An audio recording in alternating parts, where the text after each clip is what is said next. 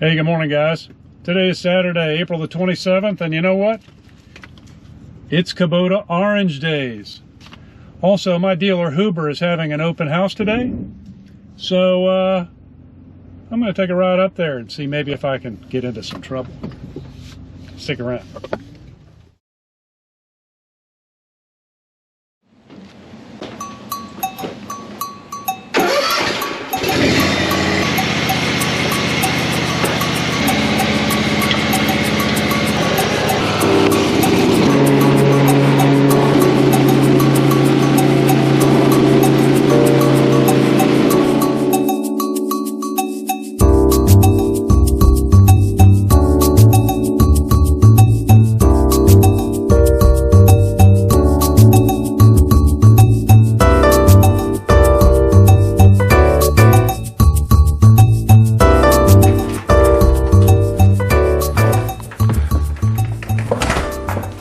Hey guys, welcome back to the channel.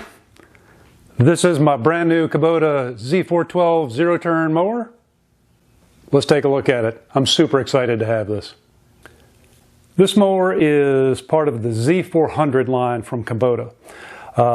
In that line, there's basically 3 mowers divided into 2 models each. There is a 48-inch deck, there is a 54-inch deck, and there is a 60-inch deck. The 48-inch deck is the model number Z411 or 412. In the 54 and 60, it is the 421 and the 422. The difference in those is basically that in this model, the 411, 412, the 412 has the very nice suspension seat, and it also has slightly wider front tires, so it's really a comfort package. In the 421, 422, it has a slightly larger motor, the 24 horsepower Kawasaki. This is the 22. It also has the nicer seat and a little bit wider front tires, except the 60-inch model. I think even the 421 in the 60-inch model also has the wider tires, but again, not the seat. So I've cut with this a little bit. It has 2.7 hours, and the seat is the juice is worth the squeeze. Let's put it that way. I cannot tell you how comfortable the seat is, and my mowing experience has changed dramatically since I brought this home. So why did I choose the 48-inch deck? Well, it's pretty straightforward. I started out thinking I was going to buy the 54, but honestly, I'm not really sure where I'm going to end up. My wife and I are empty nesters, and we have talked quite a bit about downsizing the house and hopefully upsizing the property. I don't know exactly how that will look at the end of the day, and in the meantime, I still need to cut the grass here. This is not a large lot, and if it was just for mowing here at this house, you know, clearly this mower would be overkill for that. But I'm kind of planning for the future. You know, I'm in my 60s. This is probably the last mower I'm ever going to buy. But the 48-inch deck is still nice enough to, or rather small enough, that I can fit into most spaces that I need to get into. If I find myself in a situation down the road where I have lots of grass to cut, well, I do still have the LX2610, and you know, on Marketplace you can find finished mowers under $1,000 all day long. So I could put a 6 or 7 foot mower on the back, and I think I'd be good. So I believe that this, for me, is going to be the perfect fit. Also, I mentioned 48 inches. 48 inches is the actual cutting width. So, and that's true on the 54 and the 60 as well. So this deck is not going to go through a traditional 48-inch gate, FYI. All right, we're just going to do some walking around here. I mentioned the seat. This seat is very nice. Obviously, it's got armrests and adjustments, so you can adjust the armrest up or down to whatever your comfort is. There is 3 inches of suspension lift in the seat. And as you can see, there is a dial adjustment, so you can set that to whatever you want. Here is the adjustment to slide the seat forward and back, which works just fine. If we come around here, we see your basic operator controls. Pretty common on a lot of mowers, I think. We've got our choke, got the throttle, electric PTO. This is the dial for the deck height adjustment. You operate that, and I'll demonstrate here shortly, but by pushing down the deck lift pedal over here, key start, and away you go. Let's see, down here in this dark hole, I have an hour meter, fuel cap. As we move around to the back, here we see the Kawasaki FS Series 651 22 horsepower engine. And let's see, back here you'll also see there is a little welded on tow hitch. That is for, you know, towing maybe a broadcast spreader or a little cart. The towing capacity is limited to 250 pounds. The transmissions on, you know, zero turns are not really meant for pulling, they're just meant for driving the wheels. But Kubota puts it on there, so you certainly can use it. As we come around to the side, you see we've got a little storage bin here. I'm not sure what you would put in there, but, you know, nice area. Cup holder, that's kind of obligatory these days. There is a little area down here where you can fit your phone, and right next to that is 12-volt DC power, so you can charge your phone, or if you're a YouTuber, your camera, I guess. And let's see, well, while we're sitting here and already looking, this is your hydraulic fluid overflow. So you might be able to see here, there's a little line of fluid down in there. When it's cold, that's what you want. You don't want to fill this all the way up because as the transmissions and the hydraulic fluid heats up, this will fill. You know, if you have it too full and this is screwed down tight, you're going to blow something somewhere. So we don't want to do that. All right, let's flip the seat up.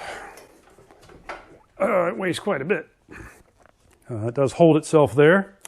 Here is the seat, the fuel tank under the seat. It is a 6.8 gallon fuel tank, and as you can see, there's a fuel shutoff here. And I will just throw this in while we have the seat up. You'll notice right over here, there is a gas strut, and that is part of the, I believe they call it the K-lift deck system, and I'll talk more about the deck in a minute, but that is to assist in lifting the deck so you're not trying to lift the whole weight with your foot. It works great, and just a nice feature. Also, while we're under the seat, Kubota was kind enough to include here and here, Spanish and English, your service chart, so you can come down here and see what your service intervals are without having to necessarily go and consult your owner's manual, which of course we all read cover to cover. Also, while I have the seat up and out of the way, the maintenance on this thing is really straightforward. They did a great job in laying it out, and some people do not, so that's nice. Access to the battery is free and clear right here. You don't have to move anything. Fuel filter, easy to get to. Oil fill here, down just below that. I don't know, it's kind of dark. I don't know if you can see.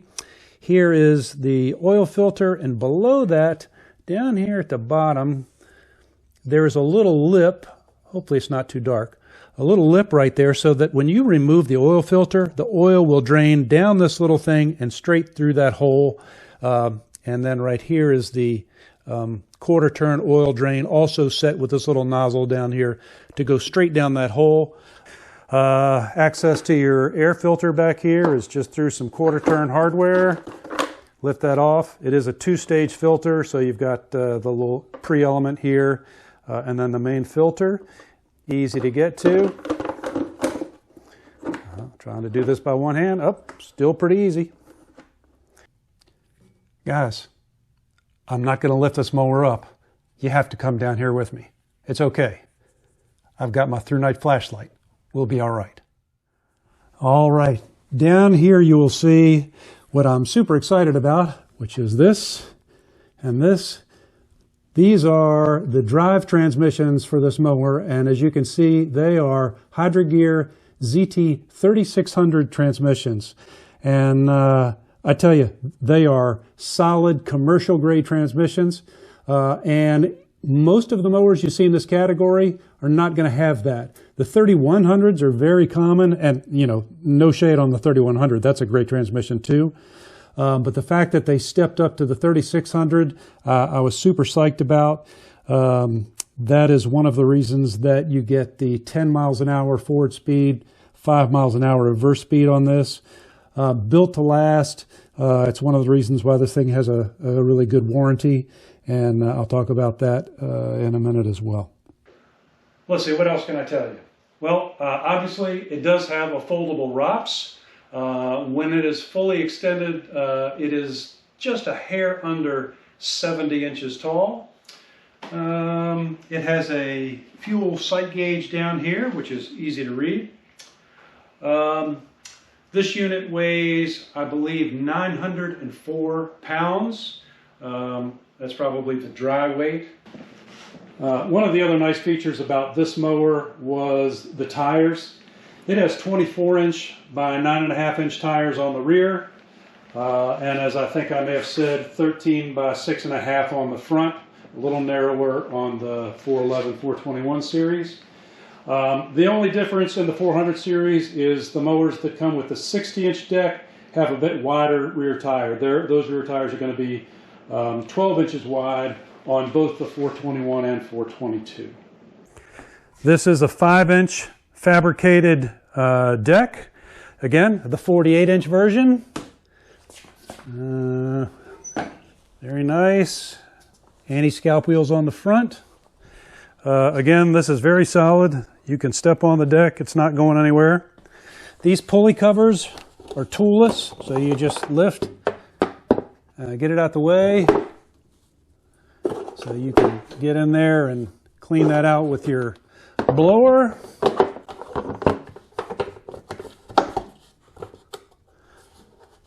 Easy enough. When it comes to service, well, you can remove that panel completely, but really, there's not much to do. Those are sealed spindle bearings, so no grease zerks, nothing to do. This panel just gives you access to your belt or to get underneath here with your blower and clean out the grass and debris. Other than that, keep on cutting. Then you'll see here, and again on the other side, the deck hangers, which are very nice. So to remove the deck, all you have to do is lower it all the way, and then you pull out these pins, all four around, loosen the belt, and you're free and clear. This is also how you level the deck. It came from the dealer, it had already been leveled, and yeah, it cuts great. So to adjust the deck height, it's really straightforward. This is the dial adjustment. You can see, you know, the various things from 1.5 all the way up to 5 inches, and here's your marker, so I'm currently set to 3.5 inches. But really all you need to do is lift the deck, or not even fully lift it, but just take the weight off of the assembly. So if I just push that a little bit, then I can, you know, freely turn my height adjustment, and then when I put that back down, then you know you're not going to move it then. So very straightforward. Also, I didn't mention, but the anti-scalp wheels are adjustable. So if you need to raise or lower those, you've got 4 different height adjustments for that. And I mentioned that the deck bearings were sealed, so really down in there is the only zerk that you've got to really worry about, you know, for the front caster wheels. And you can probably, I imagine, take this off and pack some grease in there if you need to, but yeah, very little to do in the way of maintenance. Raising and lowering the deck is about as straightforward as it can be. This is the raise and lower mechanism, and there's no locking pins or anything like that. You just push it once and it locks, push it again and it lowers. Very straightforward. Over here is the parking brake. If I push on that, that's going to release. If you push on this, that's the lock. That can also be done with 1 foot.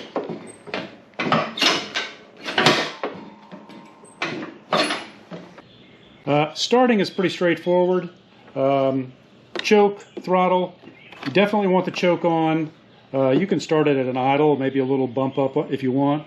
We're going to turn the key, and basically as soon as it fires, we'll turn the choke off.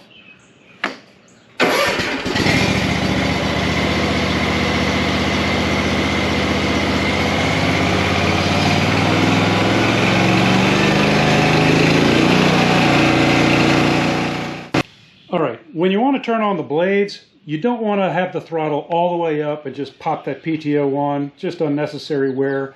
So Kubota recommends you get up to, about a half a throttle, engage the PTO, and then go ahead and spin the blades up the rest of the way.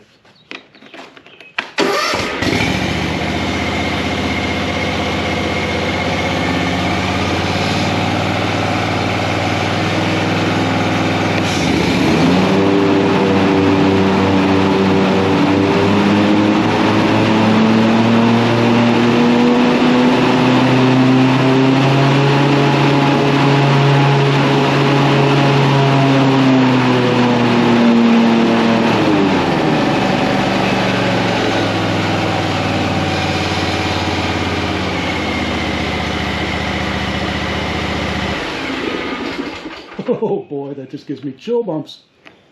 One thing I don't think I touched on was the safety switches. Now, any equipment like this, as you probably know, has safety switches in the seat connected to the PTO, so you can't get off while the PTO is running. Kubota, I think in trying to preserve the integrity of the parking brake, so you don't just burn it up, they have this set up so that if the parking brake is engaged and you try to bring these arms together to start going forward, it's going to cut the motor. So you just need to remember, and I think probably everybody does it. I've certainly done it a number of times.